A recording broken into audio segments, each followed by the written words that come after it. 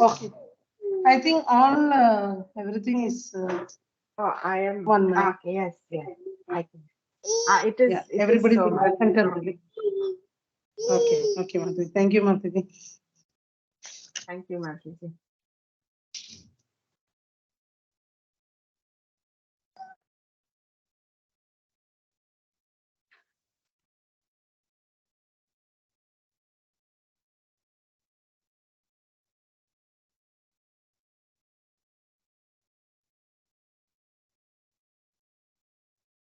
ओम विष्णुपदाय कृष्ण पृष्ठाय भूतले श्रीमती भक्ति वेदांत स्वामी निति नामे नमस्ते सरस्वती देवे गौरवाणी प्रचारिणे निर्विशेष शून्यवादी पाश्चात्य देशकाराय कल्पतरुभ्यश्च कृपा सिन्धुभ्येव च पतितानां पावनेभ्यो वैष्णवेभ्यो नमः।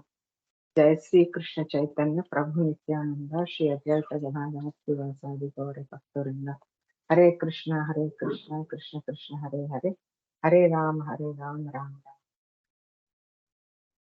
Okay, so today we are looking at an overview of chapter 2 of Bhagavad Gita.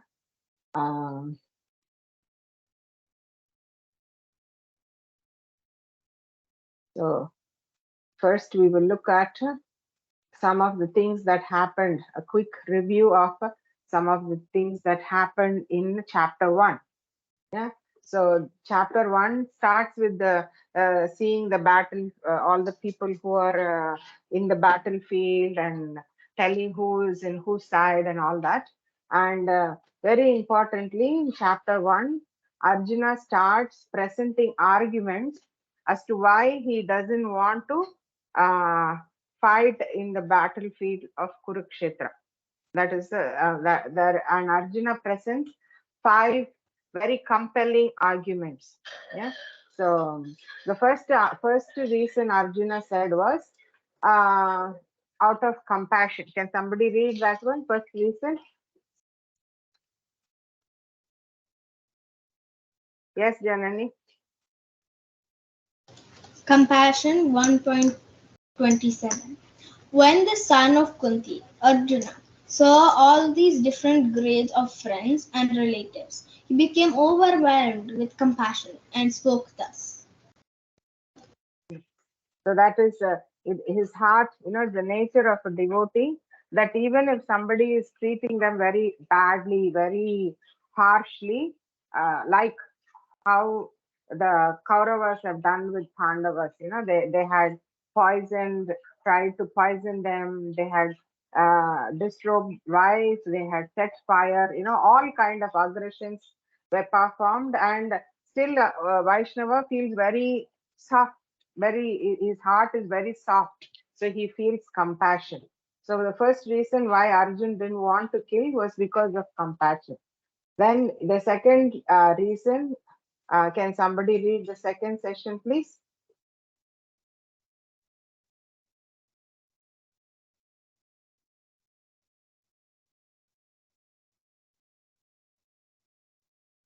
Anyone else for second session?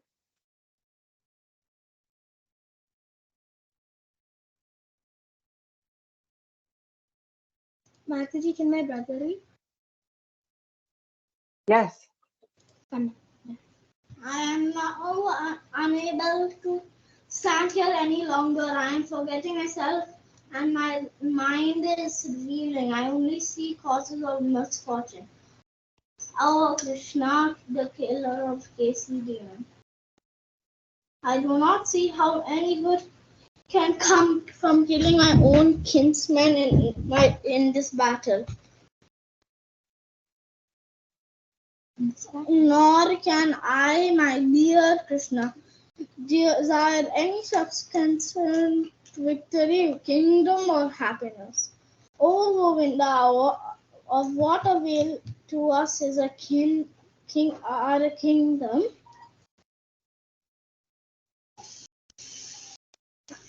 Happiness or even life itself, and from those whom we may desire are now arrayed on this battlefield. O Madhusudana, when teachers, fathers, sons, grandfathers, maternal uncles, father-in-laws, grandsons, brothers-in-law and other relatives are ready to give up their lives and properties are standing before me. Why should I wish them to kill them, even though they might otherwise kill me? O maintainer of living entities, I am not prepared to fight them even in exchange for the three worlds, let alone this earth. What pleasure will we derive by killing sons of Dhritarashtra? So the second reason is pleasure. Yeah, like for example, sometimes it is fun to fight with your brother or sister over something. Yeah, like for example, a toy. Yeah, so you want it also, your brother or sister also wants it. So you both may have a fight. But the fight part is fun. You beat each other, and you sometimes even we can see children like laughing. But if the mom would come and say, only one of you is allowed to be in this room with the toy, the other one is should go away. They're not going to be here. Then you will feel like, what is the fun? If I get the toy, the fun is that I'm there and I'm playing with my family. My brother is there and we put the mud and move the truck, or we dress up the doll, whatever. But if they are not there, then there is no fun. Even if my mother sees, okay, you take the doll and you go. If I am alone by myself, it is not fun. I might fight for the doll with my brother, but ultimately you play with the brother or sister, right? You after you win, you share. You just want to play with them. So Arjuna is thinking in that way. What is the pleasure in killing the sons of Dhritarashtra, because they are my relatives. Even if I become the king of the world, if they are not there to see and be happy for me, Bhishma is dead, Drona is dead, Kripacharya is dead, everybody is dead, then there is nobody to celebrate. So there is no enjoyment, there's no fun. Okay, the third reason that is that he was afraid of sinful reaction. Somebody can read that. Please put in your head that you will take a turn and read. Everybody who's here should read at least one time. Yeah, a lot of reading will happen. So please make an effort to read. Anyone else But can read? Krishnadas, Yes. sin will overcome us if we slay such aggressors. Therefore, it is not proper for us to kill the sons of Dhritarashtra and our friends. What should we gain, O Krishna, husband of goodness of fortune? And how could we be happy by killing our own kinsmen? Alas, how strange it is that we are preparing to commit greatly sinful acts, driven by the desire to enjoy royal happiness. We are intent on killing our own kinsmen. It would be better to live in this world by begging than to live at the cost of the lives of great souls who are my teachers. Even though desiring worldly gain, they are superiors. If they are killed, everything we enjoy tainted with blood. Thank you. So that was Arjuna's next thing, next worry. If you kill your if somebody says, in order for you to become king, you should kill your Guru Maharaj, you should kill your grandfather, who or your uncle, your brother.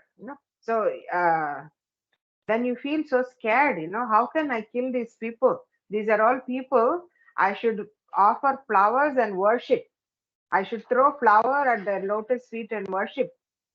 If I throw arrows and kill them, I'll get sinful reaction. Okay, then next point is a very, this is not a personal concern Arjuna has.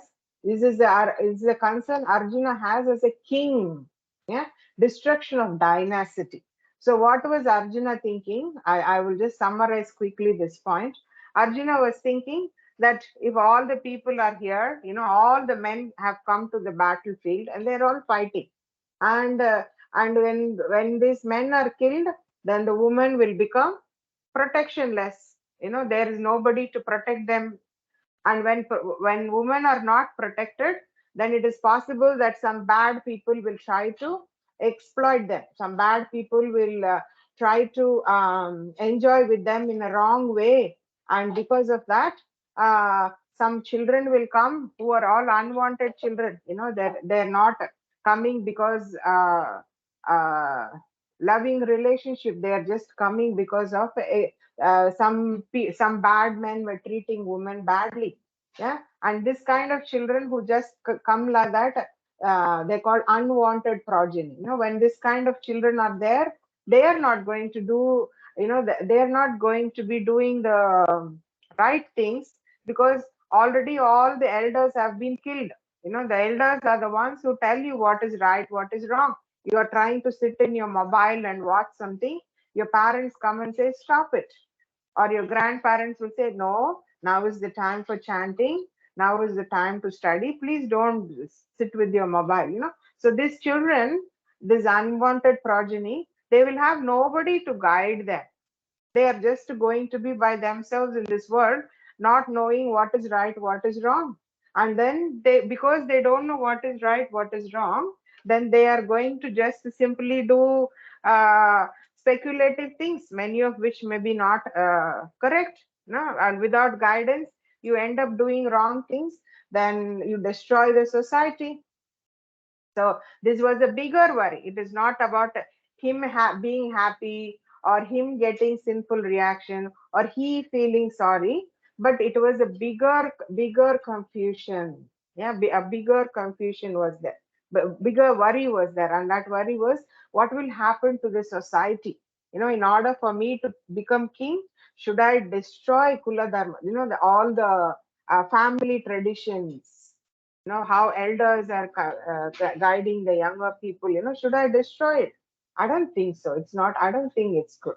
And his fifth doubt comes in chapter 2, which we are going to see today. Yeah.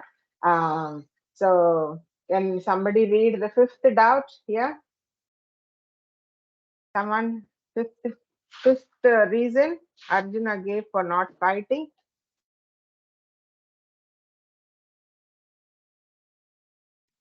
कार्पण्यदश उपस्वभाव पृच्छा विद्वद्धर्म सम्पूर्ण चेत यश्रेयस्यान्निश्चित ब्रूहि तन्मे शिष्यस्तेहं साधिवं त्वं प्रपन्द. Now I am confused about my duty and have lost all composure because of miserly weakness.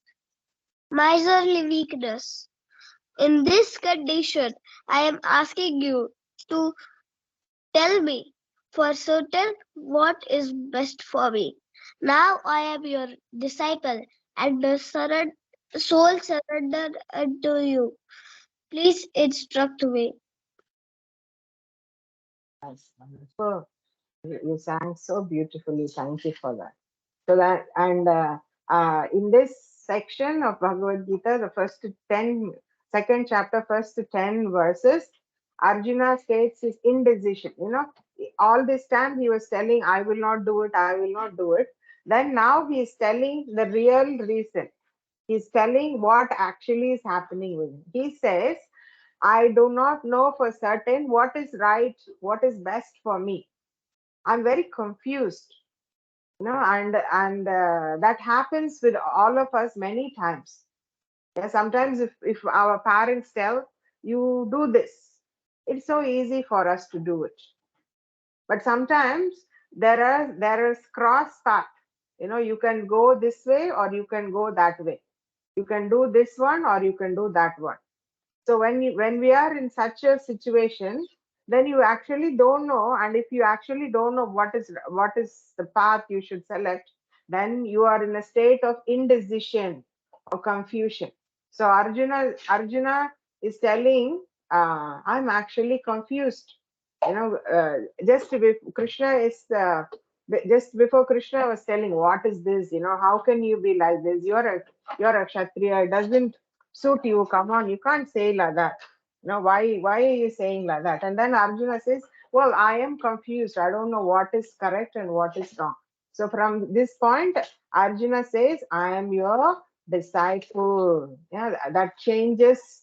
A disciple is one who's ready to listen and who's ready to surrender to spiritual master. And as soon as Arjuna says that I am your disciple, Krishna immediately accepts that relationship change from friend to guru. Can somebody read this section, please?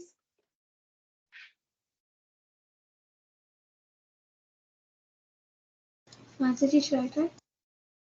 Yes, please.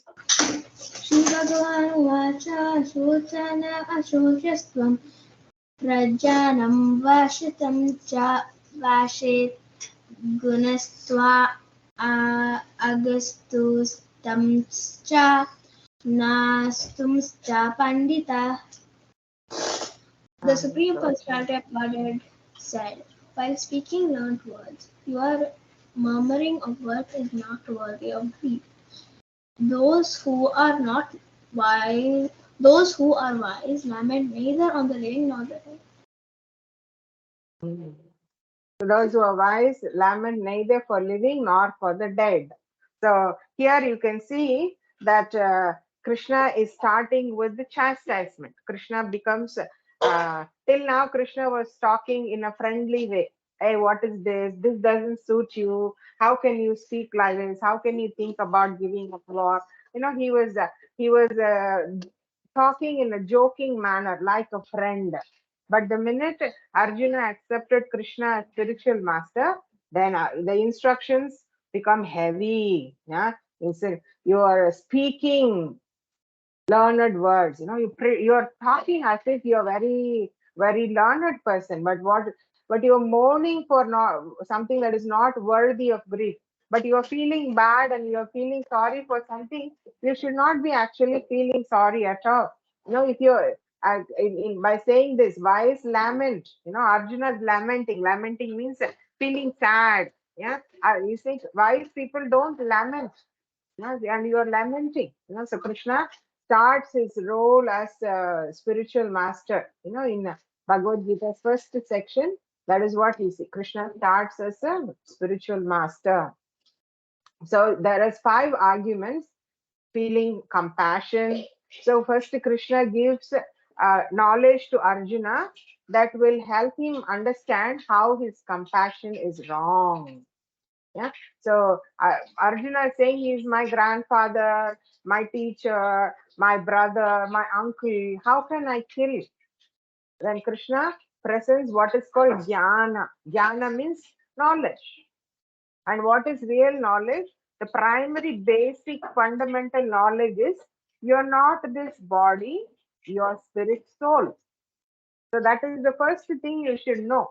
If you're a spirit soul, you cannot be killed. So the body will be destroyed. Even if Arjuna doesn't throw an arrow, Bhishmadev is going to eventually die. Duryodhan, Kripacharya, Dronacharya, and all the other people, all of them are going to eventually die.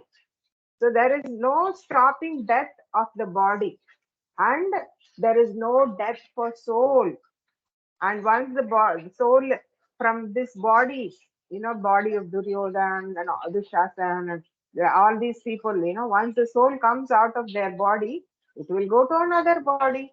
And once that body is dead, it will go to another body. This concept is called transmigration. So you are feeling sorry for somebody's shirt. How is it smart? Like you just feel like, there is the body and there is the shirt on top. Similarly, there is a soul and the soul has a material body. The material body is like a shirt. When it's bad, you just throw it. That's all. The shirt is bad, becoming old, ripped, useless. You just simply discard it. You don't think like, oh my God, this shirt, my auntie gave me, this is so special. So that if you feel sorry for the shirt, it is not very, very intelligent. Similarly, don't feel sorry, don't feel compassion for the bodies of the different people, because the body will anyway be destroyed, but the soul which is inside will never be destroyed. So Krishna, and that is how the argument of compassion is defeated. Your compassion is wrongly placed because you're feeling compassion for somebody's body that will anyway die. You're saying, oh, I'm not going to kill their body. No, you don't kill, it will anyway get killed. So why are you feeling compassion for a body that is going to anyway die? And you don't, and you know that after they die, they're going to get another body, because people are not body, living beings are souls. No? So some verses are here. If you know the Sanskrit, you can read it with the Sanskrit. If you don't know that, you can simply read the English. And those who know Sanskrit can read the Sanskrit part. Mataji, I know the first few lines. Please go ahead. देहोऽस्मिन् यथा देहे कौमारं यौवनं जरा तथा देहान्तरप्राप्ते धीरस्तार्थे न मोह्यति. Mataji, Yeah, continue. Read also the English. can I say? Read the English, please. Okay, Mataji. As the embodied soul continuously passes in this body from boyhood to youth to old age, Mataji, I can't say.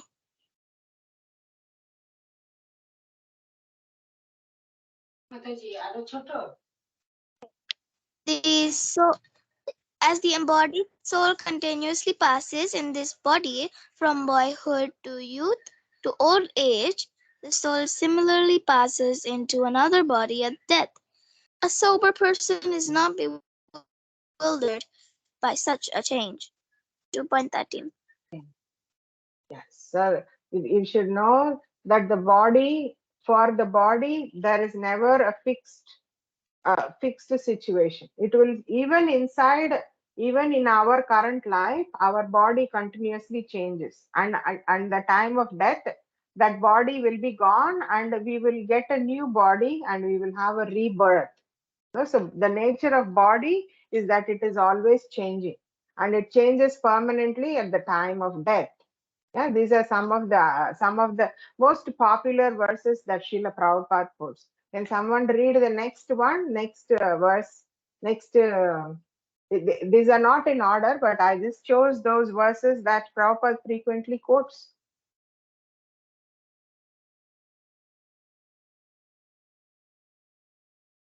Yes, Hari Sarvotama and Lakshmi Priya. न जायते म्रियते वा कदाचित् नायं भूत्वा भविता वा न भूय अजो नित्यशाश्वतोऽयं पुराणो न हन्यते हन्यमाने शरीरे.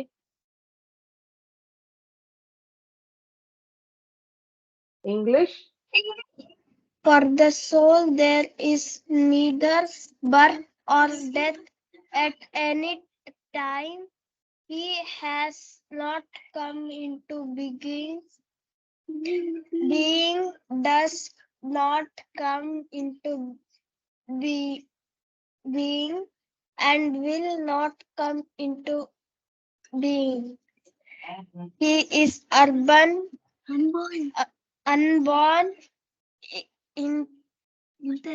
eternal, ever extinguishing and existing and primeval.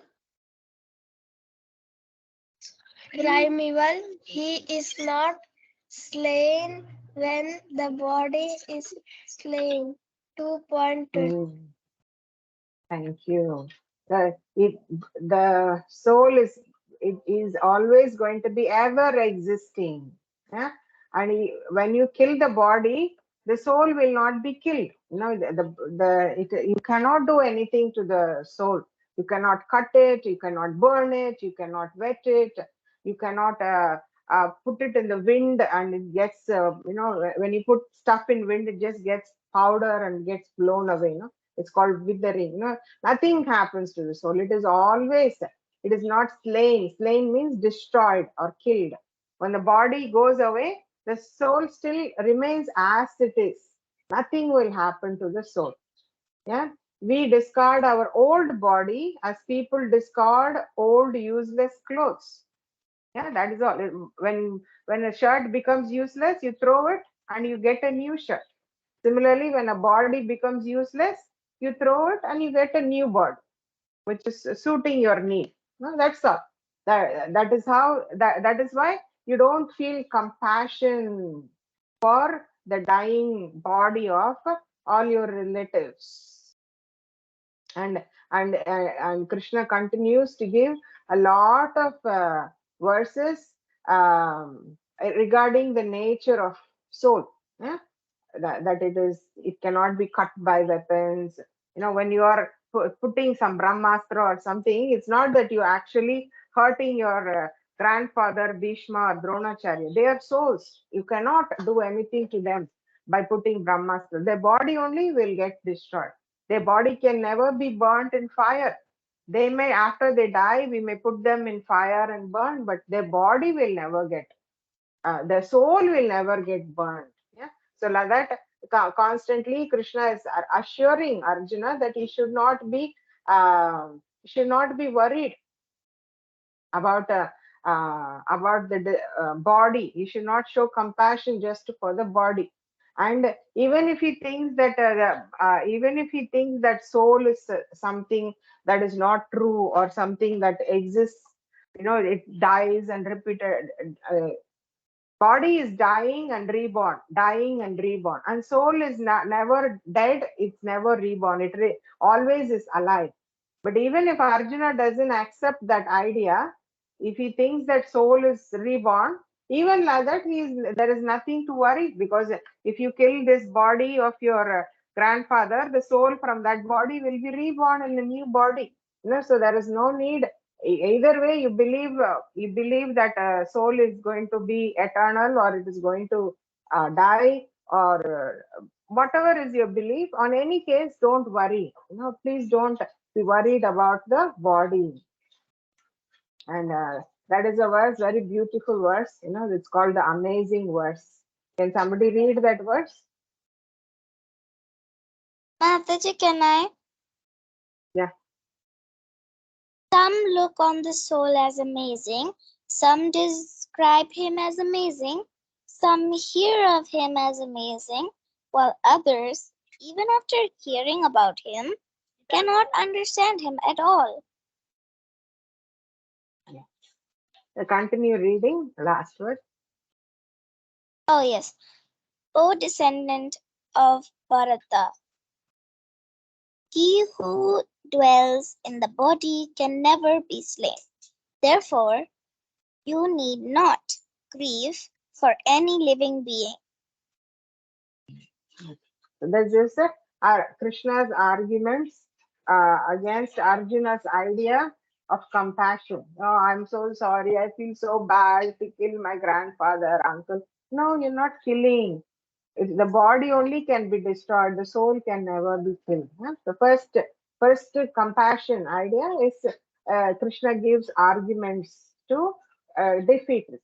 Okay. The next section, where Arjuna was crying about enjoyment. I kill everybody and I become the king. But whom will I enjoy? I will be alone after everybody dies. I will be so alone. How can I enjoy? So in this section, next section, verses 31 to 37, Krishna is talking about something called Karma Kanda.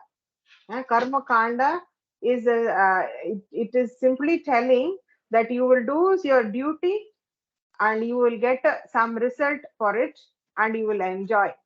For example, somebody is studying very nicely. The result they get is good marks in exam, maybe, Or if mother might say, if you do all this work today and I'll let you go out and play for 2 hours. So you whatever you are asked to do, you do it. That's your prescribed duty.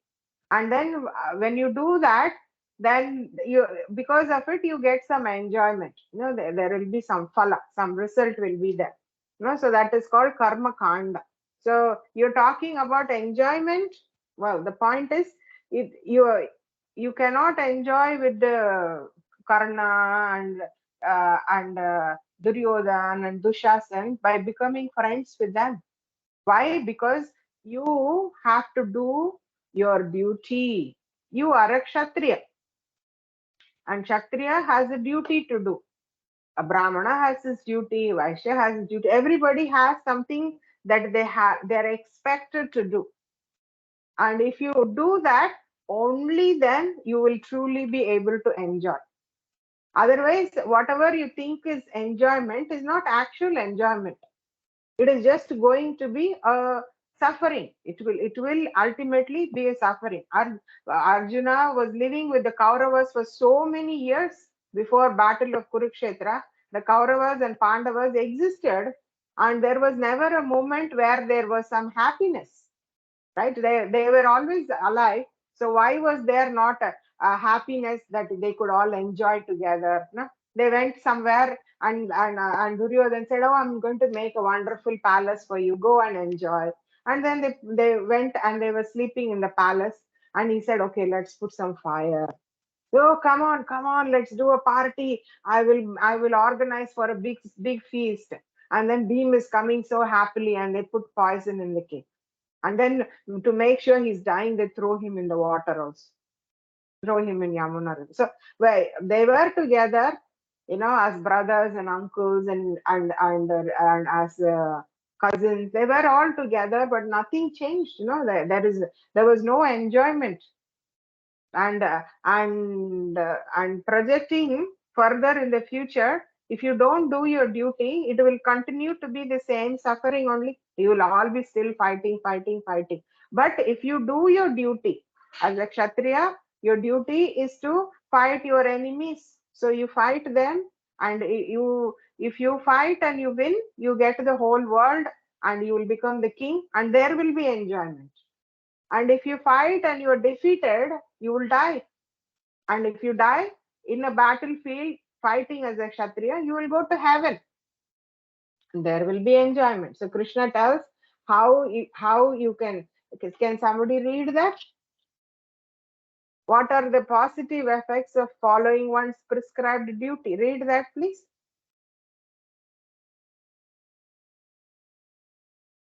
Mataji, can I read? Yes. Oh, Partha, happy are the Kshatriyas. Kshatriyas. Hare Krishna, am I audible?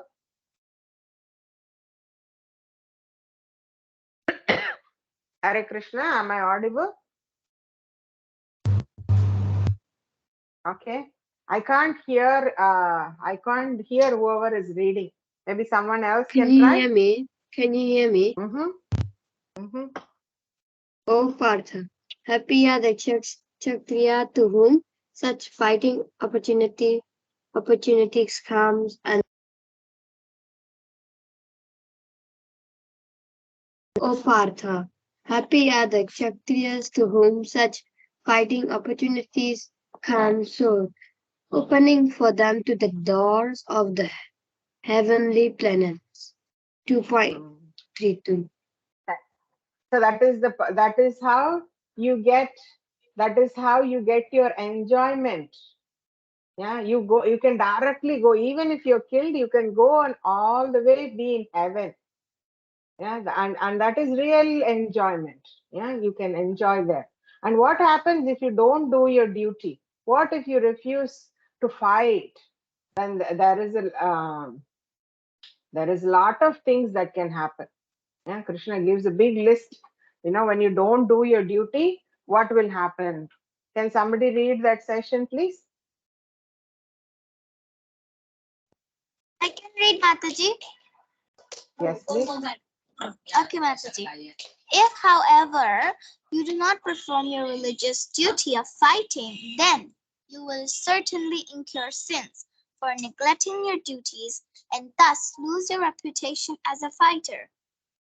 People will always speak of your infamy, and for a respectable person, dishonor is worse than death. The great generals who have highly esteemed your name and fame will think that you have left the battlefield out of fear only, and thus they will consider you insignificant. Your enemies will describe you in many unkind words and scorn your ability.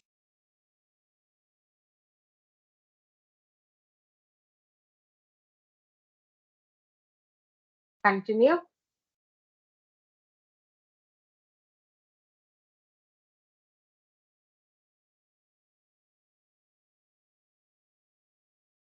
Hare Krishna. She is muted. Okay, Oh, so sorry. unmute Sorry, yourself. sorry, Mataji. Yeah, O son of yeah, read Kunti, from here. Yeah. oh, your enemies will describe you in many unkind words and scorn your ability. What could be more painful for you? O son of Kunti, either you will be killed on the battlefield and attain the heavenly planets, or you will conquer and enjoy the earthly kingdom. Therefore, get up with determination and fight. So anyway, you will enjoy. You go to heaven and you enjoy, or you conquer and enjoy the earth. Yeah, this is how you can truly enjoy. Otherwise, you will incur sin for not doing your duty. You will be dishonored. People will not respect you, and people will consider you insignificant. Like he's nothing. He can't even do his duty properly and fight his enemy. Yeah? And they will scorn. Yes, scorn. It was like like the very disrespectful. Scorning is kind of being very disrespectful. uh, and so all these bad things will happen, so you better do your duty. And in this section there is a very important concept that Krishna introduces. Someone else can read this.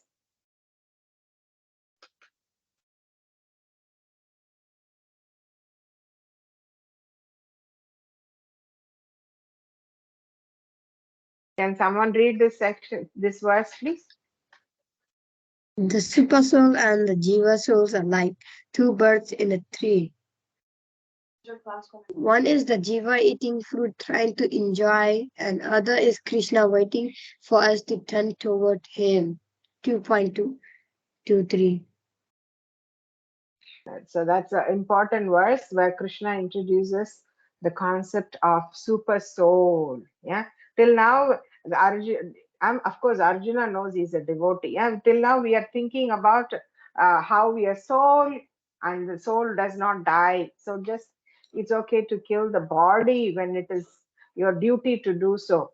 And when you do that duty, because you are a Kshatriya, you will go to heavenly planets. And then at this point there is an introduction of super soul. Super soul is form of Krishna, who's present in our heart, in every living entity's heart, from a tiny atom to big mammoth elephants. Everywhere the super soul, blue whales in the ocean, every living entity, every jiva is accompanied in this material world by super soul. Yeah. So till this point, Arjuna was having confusion because there was a lot of identification as to whether is body or not, and even as to whether he's a Kshatriya or not. Yeah. But should I do the job of Kshatriya or not? Yes, you have to do the job. Should I do as a soul or not? Yeah. All of those confusions were there. Now Krishna is going to tell Arjuna about an idea of understanding. Sometimes we have confusion because we don't know who you are. Chaitanya Charan Prabhu gives this example of a father who's a judge, and let's say his son is he has to go to prison. He did some big criminal activity, so there is lot of evidence, proof that the son is a bad guy. Yeah. So if if the judge is seeing himself as a judge, he will say, yes, he may be my son, but he did all this wrong. I have proof here, this wrong, this wrong, this wrong. So he has to go to prison, full stop. If he is seeing himself as a father, more as a father than as a son, he will say, oh, it may be that he has done something wrong, but I am his father. Somehow I have to protect him. So let me see what I can do to protect him. So depending on whom you identify yourself as, accordingly, you have to act in that level. So if you are seeing yourself as body, then the body has all these designations, Kshatriya, Brahmana and all. Then accordingly to that level, you have to act. You need to do some duties as a Kshatriya, and if you don't do this duty, you have to get some sinful reaction for not doing it. So so that is functional, your identity as a functional person. In the society, you're functioning as a Kshatriya. And as a Kshatriya, you have to do this duty. But higher than that functional role is one's role as what is your constitution. Are you just a Kshatriya? Are you just this person's son, this person's daughter, this person's husband, that person's wife, this person's child, that person's grandson, whatever? Yeah. Are you only those different designations of body, or are you something more? Yeah. And you are then the idea of somebody more comes. Yeah. You are a servant of Krishna. That is your constitutional position. So being a Kshatriya and being a Brahmana or being son, daughter, these are all related to the body. But being a servant of Krishna is related to the soul, and that is a higher position. And in that level, if you are acting in the low level of being a Kshatriya, do your duty and get the results of a Kshatriya and enjoy. But in reality, you are not just a Kshatriya, you are a devotee of the Lord. Spirit soul is the servant of Lord. So I ask you, Arjuna, to go higher, and you act on that level. Don't just think about enjoyment. Will I go to heaven? Will I see all these apsaras? Will I get the somarasa? This is just simply based on bodily concept. Act on the soul level. And being on the soul level means you have a connection with Krishna. And if you have a connection with Krishna, your primary duty is to act to satisfy Krishna. So the next section, in this section, Arjuna is argument about enjoying or getting sinful action. These ideas are defeated. So the next section is called as Buddhi Yoga, or action in Krishna consciousness. Prabhupada also translates it as Karma Yoga, action in Krishna consciousness. So you fight, but you fight in such a way that there will be no reaction. When you identify as a Kshatriya, you want to fight to go to heaven. If you don't fight and do your duty, you will go to hell. So there is reaction. But when you are acting to please Krishna, then there will be no reaction. So act in such a way that you will produce no reaction. That means you act to please me. That's called akarma. Karma is good actions that give you good result. And vikarma is bad actions that give you bad results. But akarma is an action that will never give you good result or bad result. No reaction will be there. You simply will get spiritual benefit because that action is done for pleasing the Lord. And interestingly, you will still be doing your actions. You will go to the battlefield and you will fight. and you will go to maybe kill your uncle or grandfather or whoever, or your relatives, brothers, cousins, whatever you need to kill, you may do it, but this time your consciousness changes. Yeah, your consciousness is not thinking I need to do it so I can enjoy. This time you are doing it because you want to please Krishna. This is an action of a devotee. So me let me just so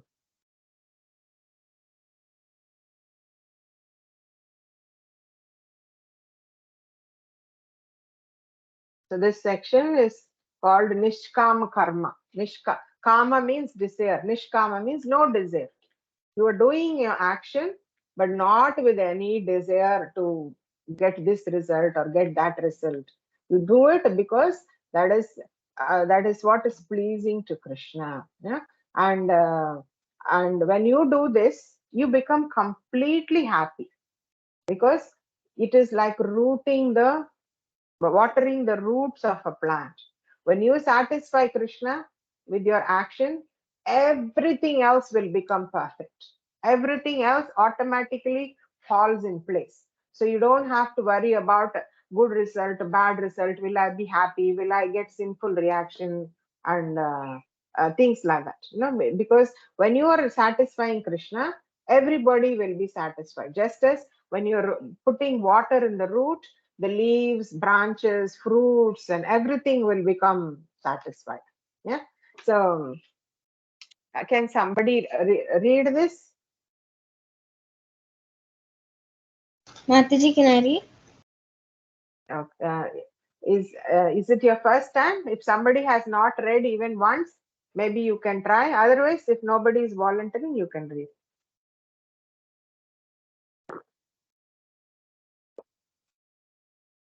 Somebody who has not read even one time? Can I?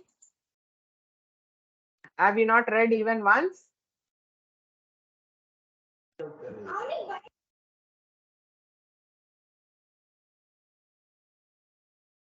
Somebody who has not read even once? Somebody who has not read even once?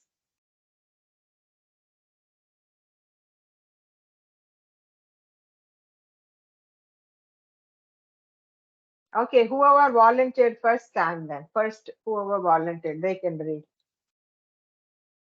Okay, Mataji. Those who are on this path are resolute in purpose, and their aim is one. O beloved child of the Kurus, the intelligence of those who are irresolute is many branched. Word resolute. Resolute means.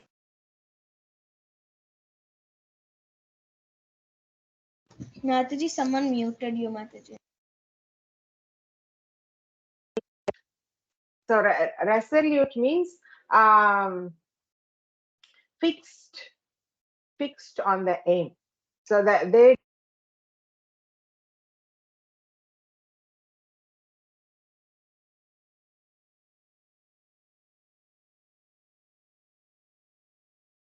Mataji, someone muted you again, Mataji. Someone.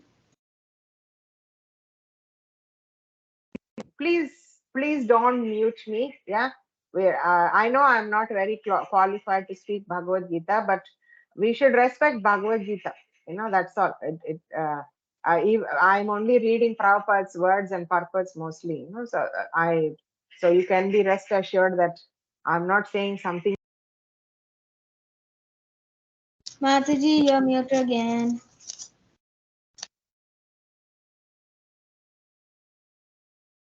Hare Krishna Rasapriya Mataji. Somebody seems to be muting me again and again. What should I do, Mataji?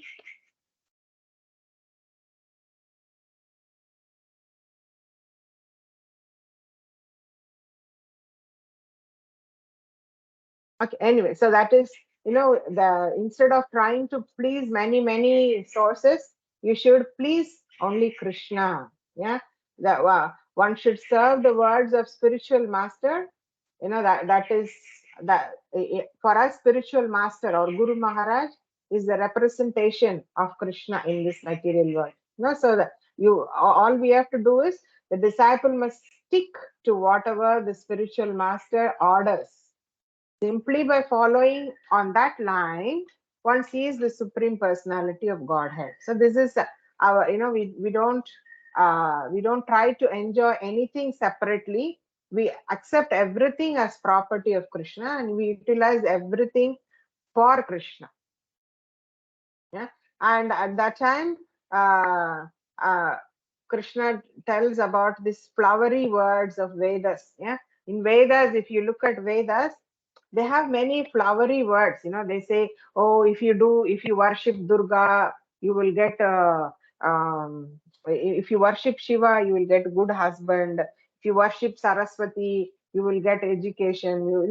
Many they give so many temporary benefits, and this kind of worship.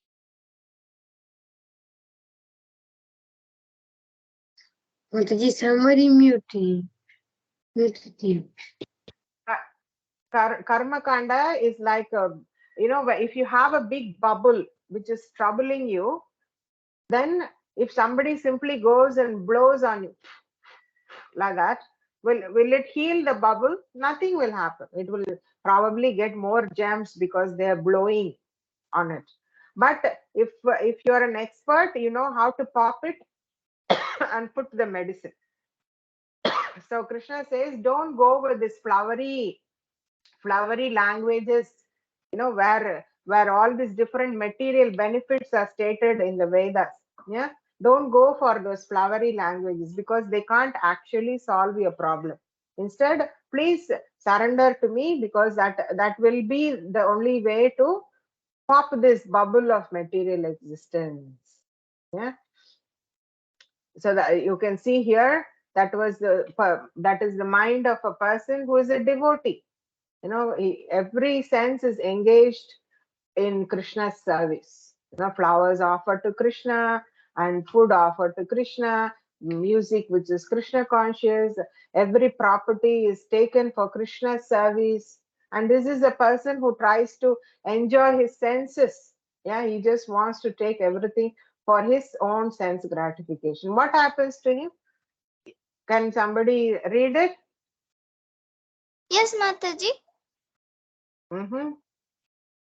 In the minds of those who are too attached to sense enjoyment and material opulence, and who are bewildered by such things, the resolute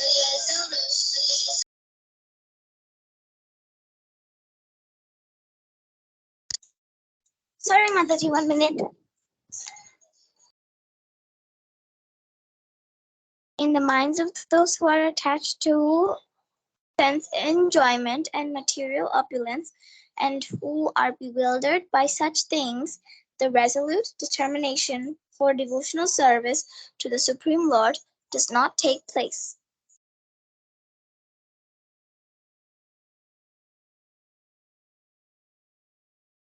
Mataji, you are muted.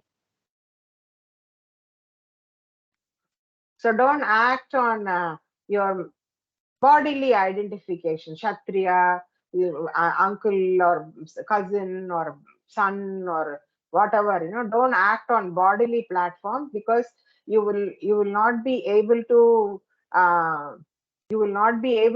be truly happy. But if you become a devotee who is a servant of Krishna, then your mind is fixed on Krishna consciousness, and at that time, whatever action you perform, it will be pleasing to Krishna. Yeah, so don't try to please yourself, try to please me. Yeah, that's what. Mataji, you are muted. Okay, there is the three modes are there, goodness, passion and ignorance, and devotees should go beyond these three modes. Yeah, they should be beyond these three modes which control the material nature, and they should go to the spiritual nature, become devotee of the Lord by accepting only what is approved by the Lord. That is how you can truly be peaceful.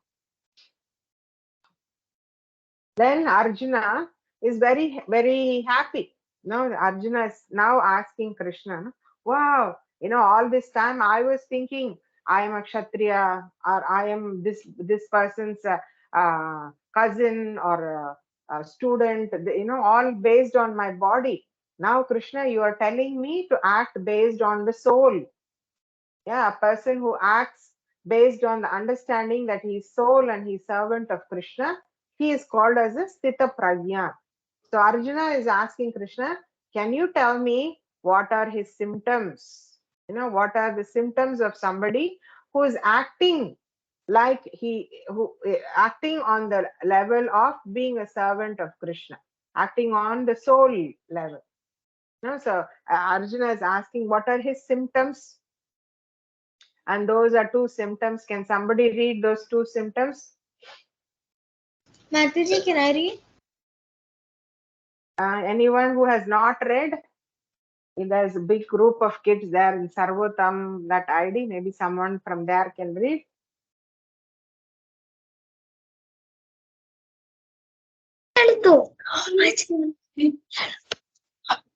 What are his symptoms? 55. No desire for sense gratification. Mind finds satisfaction in the self. Somebody who is acting on the soul level does not hanker for sense gratification. Let's go party, let's eat something from the road, let's pick up stuff and eat from road, like that. Yeah.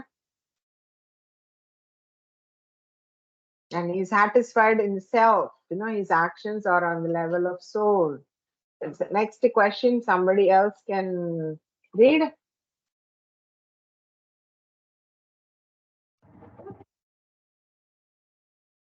Somebody wants to read the next section?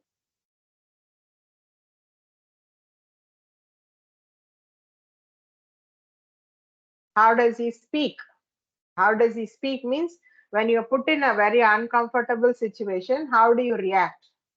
When you are forced to face situations which are not favorable to you, how do you respond to those situations?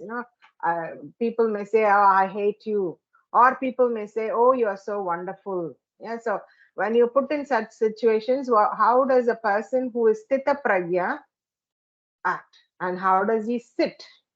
Does not mean like how does he sit, does not mean like is he sitting on a chair or sits like a cross-legged, not like that. How does he sit means how does he control his senses? Analogies that of a tortoise. Tortoise puts out its limbs to do its work, whatever it has to do, and after it is done, it will take, pull it all back in. And how does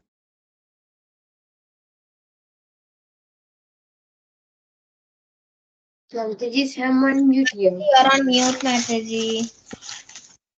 Thank you. Well, how does he walk means what does he do with his senses? How does he go? How does he how does he use his eyes, his legs, his ears, and how does he utilize all his senses? Yeah. So and Krishna in that last section of this chapter, Krishna just simply talks about this sthita prajna, one who is fixed in his consciousness. Yeah. And he gives the description of how these people are, how to identify a sthita prajna. And you can see here this section of verse 62-63. It tells you how, if somebody is not sthita prajna, how he will fall down. Yeah, this thinking, feeling, and willing. Somebody, like, I am not a devotee. So what happens to me when I'm not a devotee? Then what I do, I look at something and I start thinking about it. Wow, I want it. It's a nice new car or a Mataji, you are on mute, Mataji. Again. So first level is I think about it. Then next level, one develops attachment for them. More I think, more I feel like, wow, this is so nice. I want it, like that. And then, and in the third level, it leads to lust. You know, that you start hankering for it. You develop attachment, then you feel attachment. From that attachment, you develop lust. Like, you know, you want to enjoy it. And then when you cannot enjoy it, because most of the time whatever we desire we cannot get, then you become angry. And delusion, bewilderment of memory, loss of intelligence.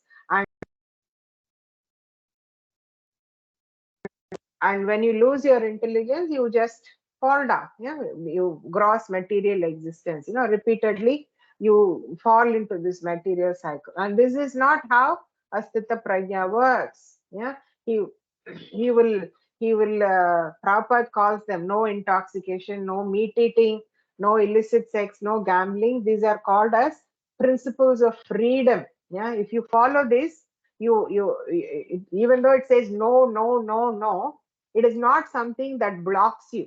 It is something that frees you. So that is something you should know as a Stita Pragya quality. Yeah? He will be able to follow those regulative principles. And because of that, controlling of sense happens. And then such a person who is in Stita Pragya level, he reaches Samadhi. Can somebody read that, please? Mataji, can I? Whoever has not read.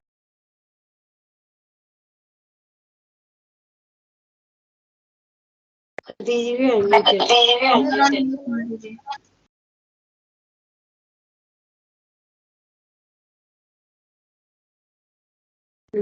unmute. Whoever has not read before, or whoever has read only few times only, they can read. Person who is not disturbed by the insane flow of desires that enter like rivers into the ocean, which is never being failed, but is always still, can alone achieve place, and not the man who strives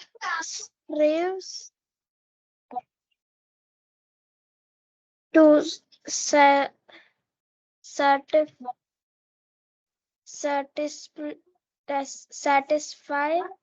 such desires. VS 70 Samadhi. So that they will achieve peace. Yeah, that's the ultimate sign of a Sthita Pragya, one who is fixed in Krishna consciousness.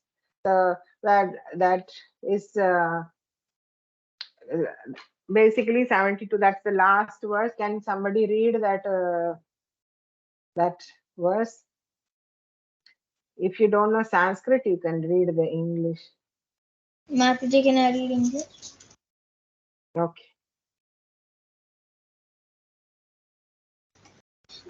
That is the way of the spiritual and godly life. After attaining which a man is not bewildered, being so situated, even at hour of death, one can enter into kingdom of God. 72. Yes, last, no. So they live a very nice Krishna conscious life, and then after that, when they die, also they go back home, back to Godhead. So to quickly summarize, so we saw the 5 doubts that Arjuna had in chapter 1, and then how Krishna one by one he defeated each of the doubts. First argument that Arjuna had was, I feel sorry to kill. Then Krishna said, you're not killing the person, you're just killing the body. The soul inside will never be killed. So don't worry about killing. Then Arjuna had this thought about, how can I enjoy and if I kill my seniors like uncles and teachers and gurus, I'll get sin and I'll go to hell. Then Krishna says you can enjoy, you will get sin only if you don't do your duty as Kshatriya. But if you do your duty as Kshatriya and kill people who are sinful, then you will either die and go to heaven, or you will win and become the king of earth, which is true enjoyment. Then Krishna talks about the concept of soul and super soul.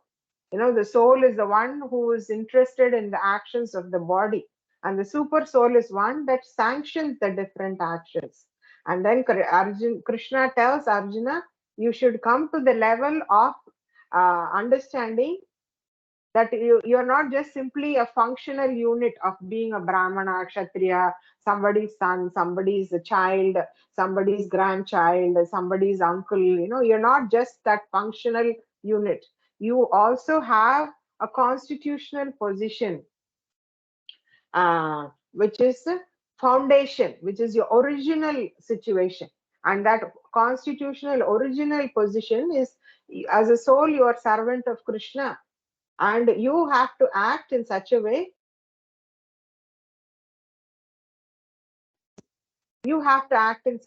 that it is not giving you any,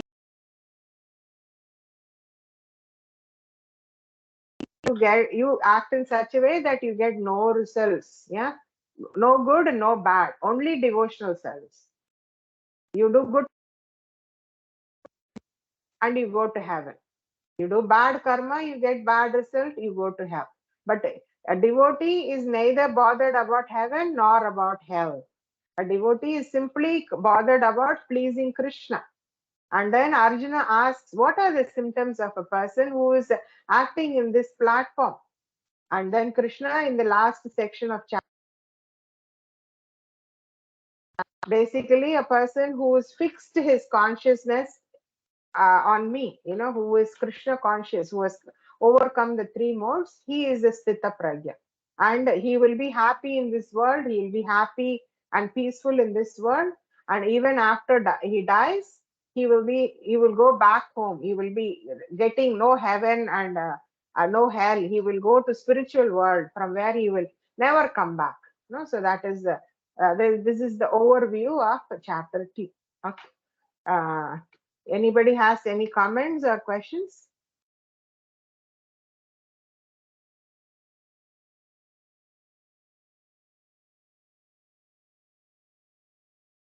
Thank you all for your attention. I hope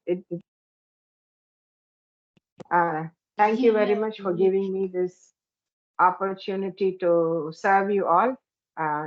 Kindly forgive my offenses. I can see somebody is super mad at me. They are muting me off. Sorry for whatever I did to you that you think I shouldn't speak. And thank you everyone for your attention.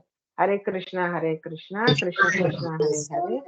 Hare Rama, Hare Rama, Krishna, Rama, Hare Rama, Rama, Hare Hare. Thank you so much, Mataji. Hare Krishna, Mataji.